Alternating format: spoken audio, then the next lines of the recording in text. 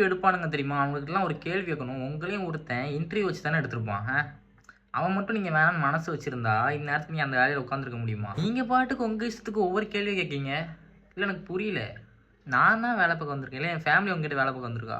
அப்பா என்ன வேலை பார்க்காங்க, உங்க அண்ணன் எல்லாம் வேலை பார்க்காங்க. ஏன் இவங்க இப்படி பண்ணாங்க? அப்படி பண்ணியிருக்கலாமா? ஏன் இப்படி பண்ணாங்க? இதெல்லாம் பொறுமையா கேட்டு உட்கார்ந்து ஒவ்வொன்னுக்கும் பொறுமையா பதில் சொன்னாலும், கடைசியில சரி நீங்க போங்க பார்த்துட்டு கூப்பிடுறோம். ஒரு மெயிலு, ஒரு ரெஸ்பான்ஸு ஒண்ணுமே கிடையாது. அப்புறம் எதுக்கு அவ்வளோ கேள்வி கேட்கீங்க? இல்ல கேட்குறேன். அவ்வளோ கேள்வி எதுக்கு கேட்கணும் ஃபர்ஸ்ட்டு? நீ எங்களுக்கு எப்பா எங்க இதில வேக்கன்சி ஃபில் ஆயிடுச்சுப்பா. எங்க இதில வேலை இல்ல. அதனால நீ போயிட்டு வா. இப்படி சொல்லலாமே.